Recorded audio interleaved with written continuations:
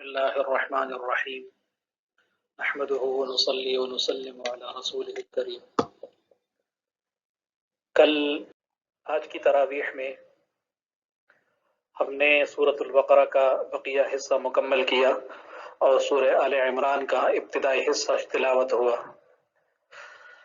سورہ بقرہ کا جو حصہ ہم نے آج پڑھا ہے اس میں بہت ہی اہم بہت ہی ضروری احکام بیان ہوئے ہیں، اور اتنے اہم اور ضروری احکام ہیں کہ اگر گھنٹے گھنٹے اس کے اوپر بولا جائے تو وہ پورے نہیں ہو سکتے۔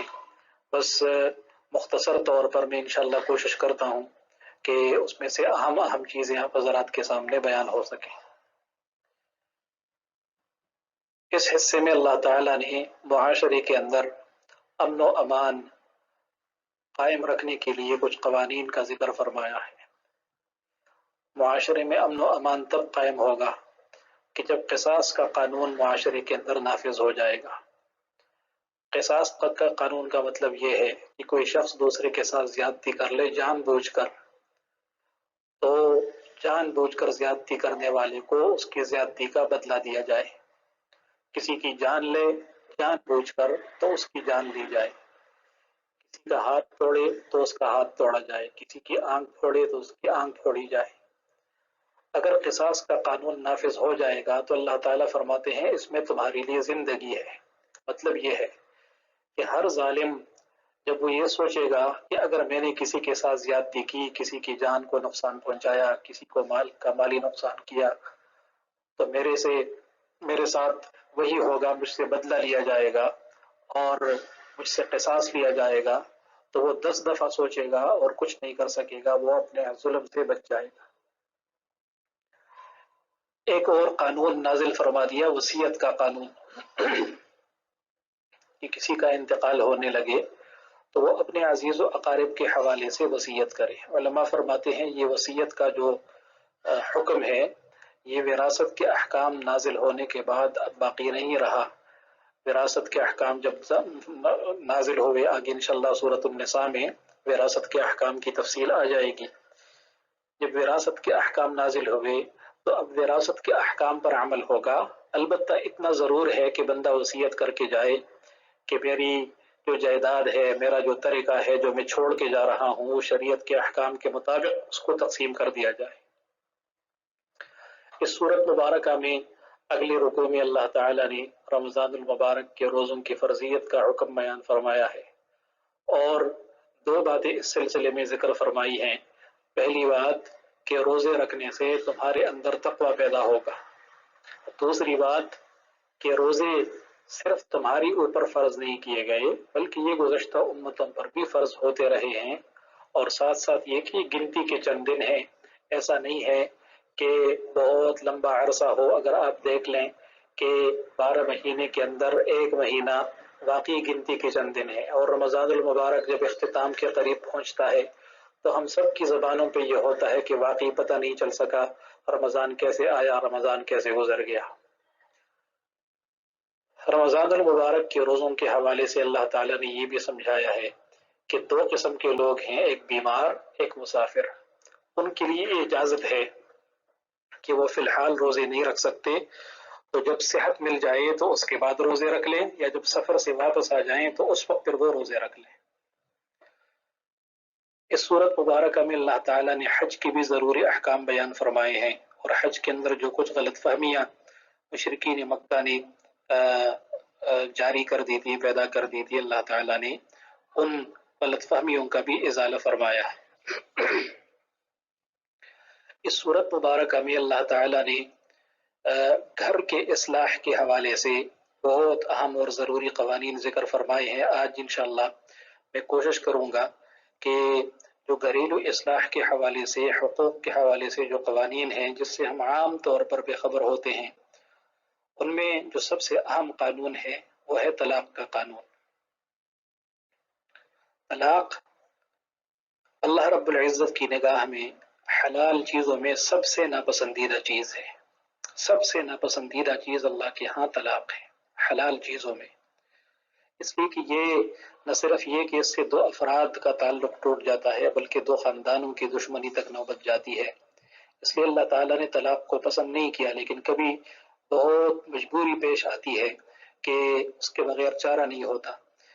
تو میں اس سلسلے میں یہ عرض کرنا چاہ رہا ہوں کہ طلاق کا جو شرعی طریقہ ہے، جو شریعت نے ہمیں صحیح طریقہ سکھایا ہے، ہمیں اس کے مطابق خدا نخواستہ ہماری زندگی میں اگر اس کی نوبت آتی ہے تو اس کے مطابق ہمیں اس پر عمل کرنا چاہیے.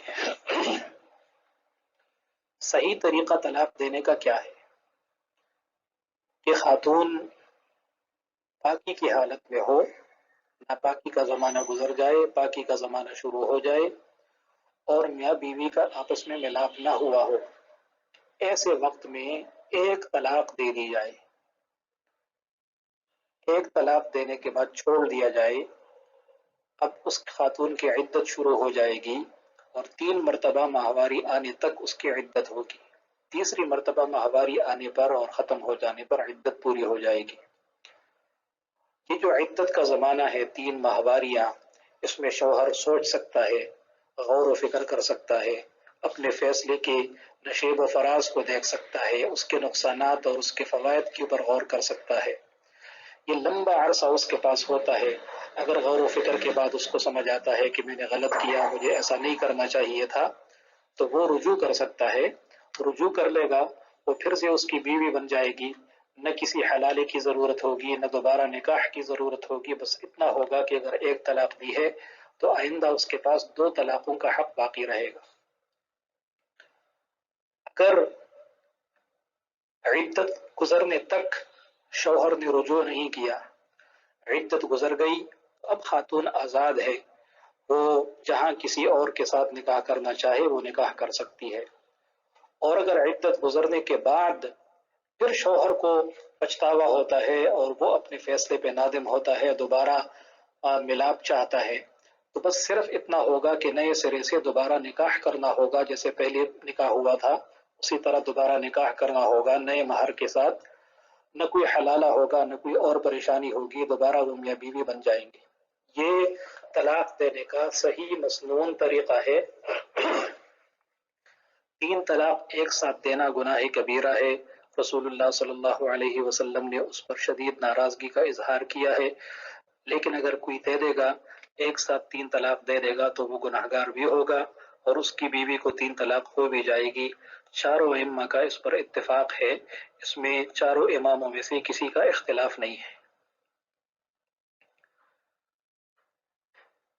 اس لیے طلاق کے حوالے سے جو شریعت کے احکام ہیں اسی کے مطابق عمل کرنا چاہیے. ایک جو میاں بیوی کا آپس کا معاملہ ہے کہ اگر جدائی ہو جاتی ہے خدا نخواستہ اور بچہ دودھ پینے والا ہے تو دودھ پلانے کا خاتون کو حق ہے کہ وہ اپنے بچے کو دودھ پلائے.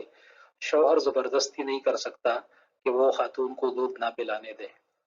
اور اگر خاتون دودھ نہ پلانا چاہے تو اس پر بھی اگر آپس میں طلاق ہو چکی ہے، جدائی ہو چکی ہے اور اب وہ دودھ نہیں پلانا چاہتی تو اس پر بھی زبردستی نہیں کی جا سکتی.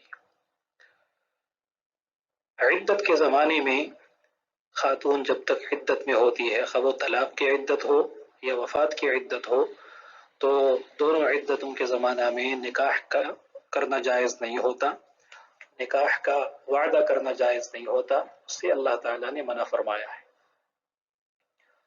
مہر کے حوالے سے اللہ تعالیٰ نے کچھ احکام ذکر فرمائے ہیں کہ اگر نکاح ہو گیا اور نکاح میں مہر مقرر ہو گیا کہ بھئی اتنے مہر کے عوض نکاح ہو رہا ہے اور پھر رخصتی سے پہلے کسی نے طلاق دے دی، تو مہر اگر مقرر ہو اور رخصتی سے پہلے طلاق ہو جائے تو آدھا مہر دینا ضروری ہوتا ہے. اور اگر رخصتی ہو گئی، میاں بیوی کا آپس میں ملاپ ہو گیا تو اس کے ساتھ پورا مہر دینا لازم ہو جاتا ہے.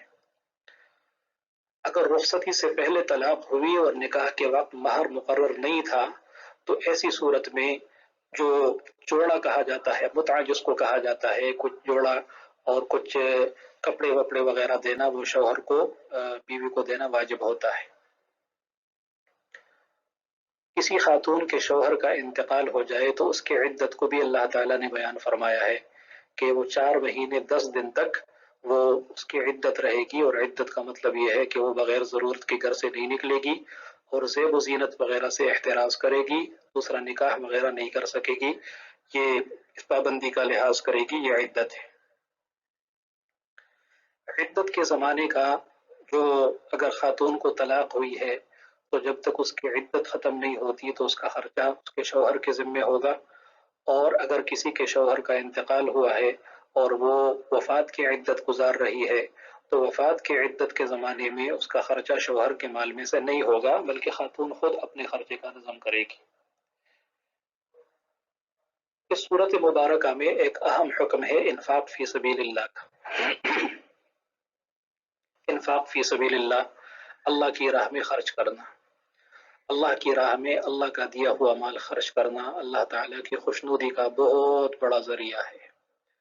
اللہ تعالیٰ نے اس کی بڑی ترغیب دی ہے، اور حکم اس سلسلے میں یہ ارشاد فرمایا ہے کہ جو لوگ اللہ کی راہ میں خرچ کرتے ہیں تو ان کی مثال ایسے ہے جیسے کوئی شخص ایک دانہ زمین میں ڈالے اور اس ایک دانے سے جو پودا نکلے اس میں 7 خوشے بنے اور ہر خوشے کے اندر 100 دانے ہوں، گویا ایک دانے سے 700 دانے بن جائیں، تو 1 روپیہ، 1 درہم، 1 ریال، 1 ڈالر اللہ کی راہ میں خرچ کرنے سے 700 گنا تک اجر مل سکتا ہے، اور یہ 700 گنا میکسیمم نہیں ہے، یہ زیادہ سے زیادہ نہیں ہے، اللہ تعالیٰ چاہے تو اخلاص کی بنیاد پر اس سے زیادہ بھی عطا فرما سکتے ہیں۔ اللہ کی راہ میں خرچ کرنے کے بعد اس کی حفاظت کرنا بھی ضروری ہے۔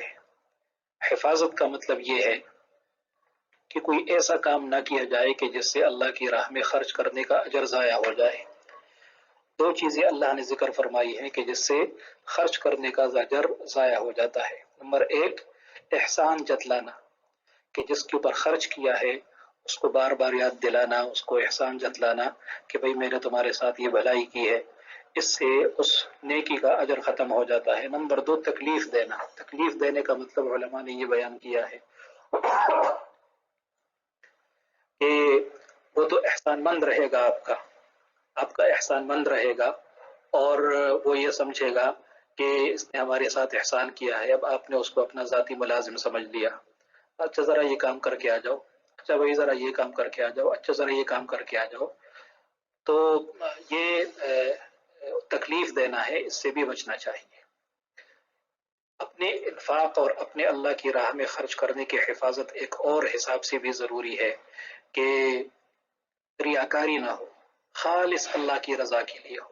خالص اللہ کی رضا کے لیے جو مال دیا جائے گا اللہ کے ہاں اس کی بڑی قدر و قیمت ہوگی، اور جو ریاکاری کے لیے دیا جائے گا، دکھاوی کے لیے دیا جائے گا اور دوسروں کو دکھانے کے لیے دیا جائے گا، اللہ تعالیٰ کے ہاں اس کا کوئی اجر و ثواب نہیں ہوگا۔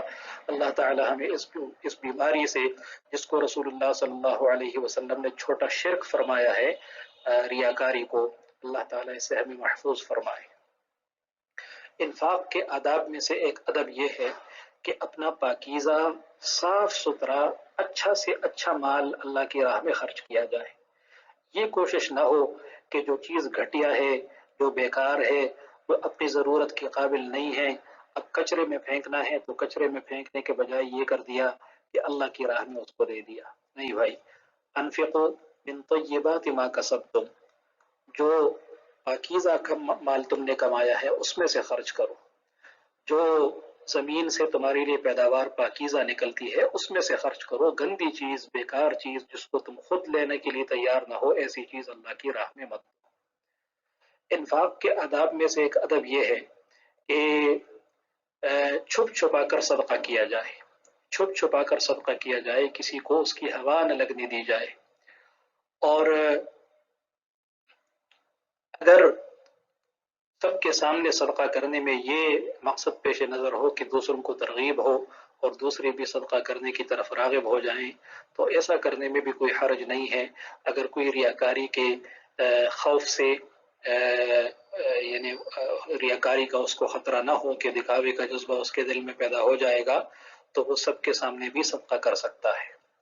صدقہ کرنے کے لیے اور جن کو صدقہ کا مال دیا جائے بہترین لوگ وہ ہیں جن کو ہماری اصطلاح میں جن کو سفید پوش کہا جاتا ہے۔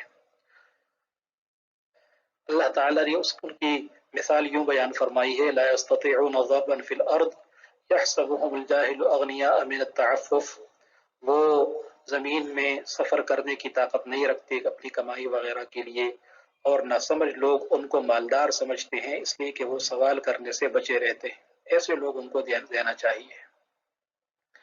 सूरत मुबारक में अल्लाह ताला ने सूद की बुराई बयान फरमाई है, सूद की हुर्मत को बयान फरमाया है, और ये बयान फरमाया है कि अल्लाह ताला सदक़ात के ज़रिए से माल को बढ़ाते हैं और सूद को अल्लाह ताला मिटाते हैं। ये जो जुमला है ये बहुत ज़रूरी और अहम जुमला है, इसको समझना चाहिए। बज़ाहिर तो हम ये समझते हैं कि किसी के पास 100 रुपए थे, उसने 10 रुपए खर्च कर लिए तो उसके पास 90 बच गए, गोया 10 रुपए कम हो गए। और किसी ने दूसरे को 10% सूद पर 100 रुपए दिए और उसने उसको वापस 110 रुपए दिए तो उसके 10 रुपए बढ़ गए। अल्लाह ताला फरमाते हैं ऐसा नहीं है। अल्लाह की राह में 10 रुपए खर्च करने के बाद जो 90 बच गए वो कम नहीं हुए, वो ज्यादा हुए, अल्लाह ताला उसमें बरकत अता फरमाएंगे। और 100 के बाद जो 110 मिले सूद की शक्ल में वो ज्यादा नहीं हुए, वो अल्लाह के यहाँ हकीर है, अल्लाह ताला के यहाँ बेकीमत है, वो बेबरकत है। उसके उसकी वजह से उसके ऊपर वबाल आएगा। अल्लाह ताला उसको मिटाते हैं। उसको ये नहीं समझना चाहिए कि वो बढ़ गए, बल्कि हकीकत में वो कम हो गए। इस सूरत मुबारक में एक बहुत अहम मजमून है, मैं आखिरी बात अर्ज करके ख़त्म करता हूँ। बहुत अहम मजमून है कि जो भी आपस के मामलात करो उनको लिख लो और उनके ऊपर 2 गवाह बना लो। जो भी आपस में लेन देन का मामला करो कि जो नक़द मामला नहीं है बल्कि उधार का मामला है, कल को और परसों की बात है, तो उस मामले की एक तहरीरी शक्ल में उसको ले आओ और उस पर 2 बंदों को, अगर 2 मर्द ना मिले तो 1 मर्द और 2 औरतों को उस पर गवाह बना लो। ये ऐसा ज़रूरी मामला है कि अगर इस पर अमल किया जाए, तमाम माली लेन देन के मामलात को, खा वो 2 भाइयों के बीच में हो, 2 दोस्तों के बीच में हो, माँ बाप के बीच में हो, वालिदैन और औलाद के बीच में हो, हमेशा इसका एहतमाम किया जाए कि दोस्ती यारी ताल्लुक़ अपनी जगह और मामलात अपनी जगह, उन मामलात को तहरीरी शक्ल में लाया जाए, 2 गवाह उस पर बना लिए जाए। तो कल को जब इख्तिलाफ पैदा होगा, तहरीर सामने आएगी, गवाह सामने मौजूद होंगे, तो अगर कोई इख्तिलाफ होगा वो इख्तिलाफ झगड़े की शक्ल इख्तियार नहीं करेगा, आप उसमें नफरतें पैदा नहीं होंगी। हम करते ये है कि कहते हम भाई भाई हैं, हमें लिखने की लिखत पढ़त की क्या ज़रूरत है, मेरा माल आपका और आपका माल मेरा। लेकिन फिर जब इख्तिलाफ पैदा होता है फिर वो भाईगिरी नहीं रहती, फिर आपस का ताल्लुक ख़राब हो जाता है। और चूंकि कोई तहरीर होती नहीं है इसलिए सच झूठ का पता नहीं चल सकता। अगर इस हुक्म पर अमल किया जाए तो बहुत बड़ी परेशानियों से बचा जा सकता है। बाज़ दफ़ा ऐसा होता है कि ऐसे मौका है कि कोई लिखने वाला मौजूद नहीं है, कोई लेन देन हो रहा है और लिखने वाला कोई मौजूद नहीं है, तो ऐसी सूरत में ये किया जा सकता है कि जो कर्ज दे रहा है वो कोई चीज़ गिरवी रखवा ले, कोई चीज़ गिरवी रखवा ले, और जब उसका कर्ज उसको वापस दे दिया जाए तो वो गिरवी रखी हुई चीज़ भी वापस कर दी जाए। ये भी एक एतमाद का जरिया है कि जिसमें वो कर्ज लेने वाला उसका हक मार नहीं सकता। ये चंद ज़रूरी बातें आपके सामने अर्ज कर दी गई। अल्लाह ताला हम सबको कुरान हकीम की सही समझ नसीब फरमाए। व आखिर दावाना अनिल हम्दुलिल्लाहि रब्बिल आलमीन।